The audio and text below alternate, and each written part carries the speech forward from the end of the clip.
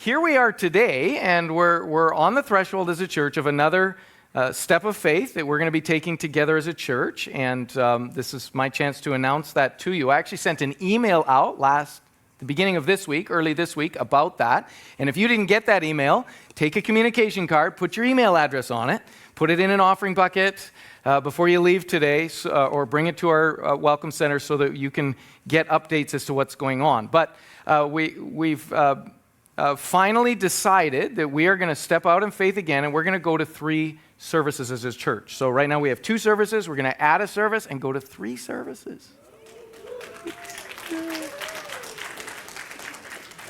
A smattering of applause, right? That's like, woo. So here's the deal with that.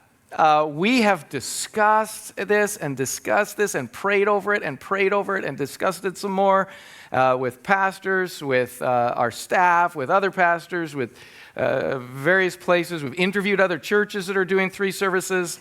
And I'll tell you, when you pray over this and think about it, in fact, funny thing, we've been talking about this since 2017. So we actually went to 2 services in 2013. And then in 2017, we experienced significant growth as a church. We had a lot of new people coming and just a lot of people giving their hearts to Christ and so on. And we started looking at just where we were at. And we thought, well, we might need to go to 3 services soon.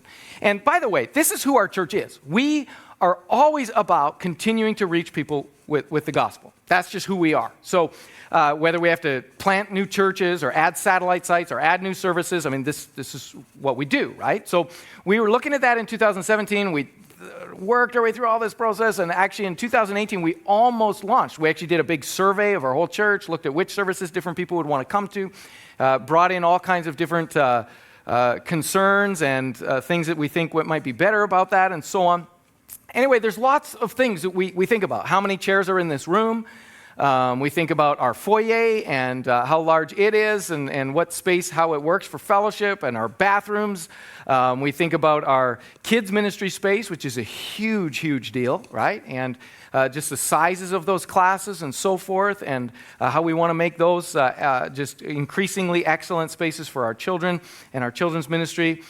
We think about parking spaces. We're downtown. We got parking. How many of you have ever had a challenge parking here? Anybody? Yeah, here and there. Today, somebody says, yeah, sometimes that's challenging, right? So, and we even ended up buying a neighboring property and turning it into a parking lot so that we had more parking spaces.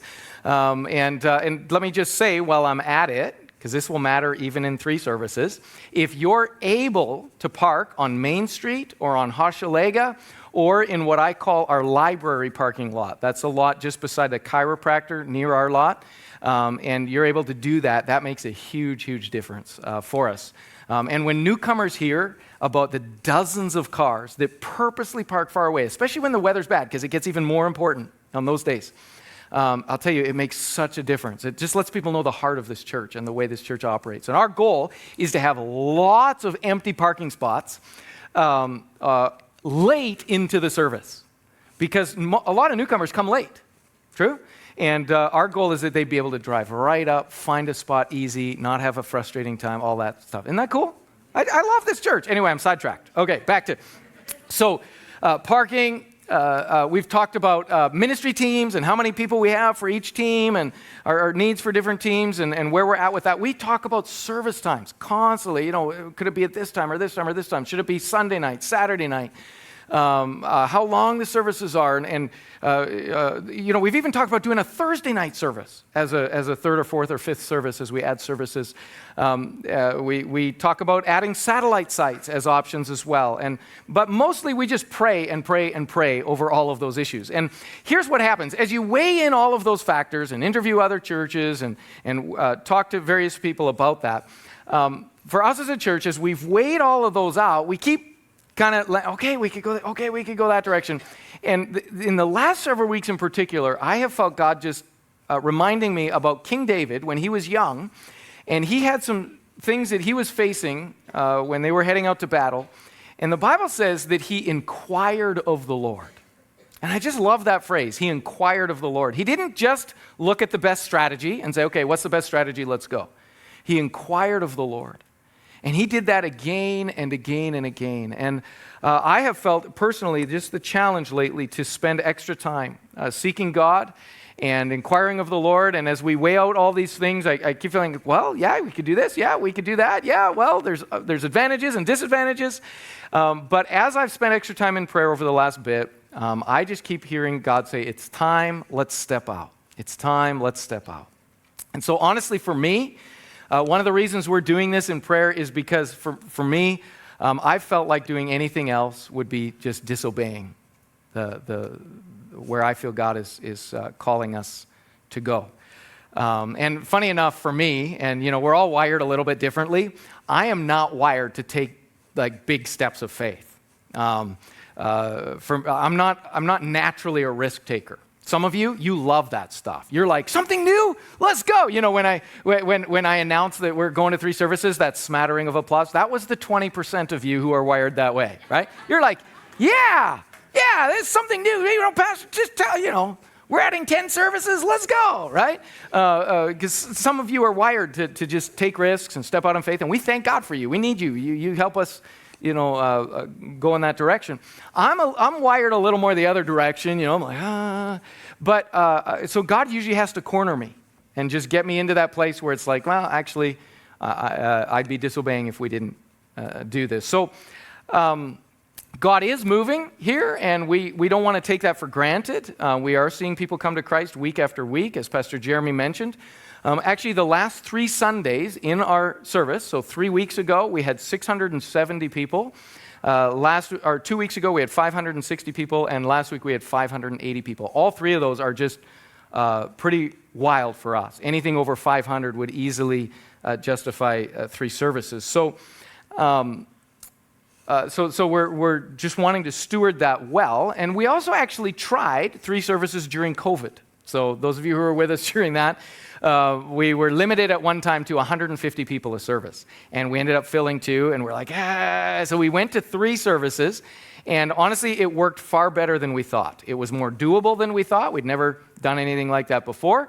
There was a lot of excitement and camaraderie around it, and so now the idea of this is not completely unknown to us. And actually, one of the big surprises during COVID when we did 3 services was that they actually, by being a bit smaller, they were more intimate, and as pastors, we were able to connect more with people. And so and of course, it's a huge deal, especially during COVID, right? We're feeling all this disconnection, and so we think that is one of the good things. And whenever you make a change, there's advantages and disadvantages, right? There's losses that we grieve, and there's gains that we gain. And so anyway, that's one of the things that we noticed while we did that. But we want to keep making room for God to move, right? And we want to see more people encounter Jesus. Our mission is to lead people to know, love, and serve Jesus. And as long as there's more people to reach, then we're going to keep stepping past our fears and our concerns and our doubts, and we're going to keep dreaming God-sized dreams, because God is able to do exceedingly abundantly above all that we can ask or think. That's Ephesians 3:20. I love how D.L. Moody said it. He said, if God is your partner, make your plans big, right? So that's where we're at with the growth and the new people and the realization that if we want to continue to grow, we need to make more room. We sense God challenging us to step out in faith, and so we're going to do 3 services, and we're starting that on October 23rd. Everybody say October 23rd. Okay, that's not next week. It's not even the week after. Next week, the services are at 9 and 11. But on October 23rd, this is what you're wondering, right? Here's the service times. 8:30, 10, and 11:30. Okay, October 23rd, 8:30, 10, and 11:30. And you might get it wrong sometimes and come, partway through a service or something like that. That's okay. You can still just come on in. But those are going to be our new service times. So you can see that early service is somewhat earlier. And then we're at the 11 now. So the 11:30 be just a little bit later. And then there'll be one in between there. The timing of the services will be just slightly shorter, not a lot, but just slightly shorter than they are now. The break in between the services will be significantly shorter. And currently we have a long time in between our services, over 45 minutes. And so we'll be shrinking that way down. We actually only need about 15 minutes, but we'll have a little bit more than that between our services. And there will be some coming and going, right? In the first service, I said, we want to encourage cross-pollination, coming and going. And that's what everybody laughed. I didn't know what was going on. But anyway, we want to encourage fellowship. Okay, is that a better way to say it? That seemed to make the first service happier. So, However that works. But we don't want to rush people out after our services. We want to encourage fellowship and encourage you to stick around and connect one with another. And as people are coming to the other service, it's great to meet them and see them as well. So you're like, okay, that sounds great. What can we do? Here's what I want to invite you to do. Please pray. Please pray. Okay, this is how we always go forward as a church. We go forward on our knees. We pray lots. We seek God on these things. We want the leading of God's Spirit and the moving of God's Spirit in our midst. What the fruit we're seeing today is a result of the prayers that were prayed previously. And the fruit we will see in the coming days will be as a result of the seeds we sow in prayer today. So join us in prayer. The second thing I would ask is be excited with us.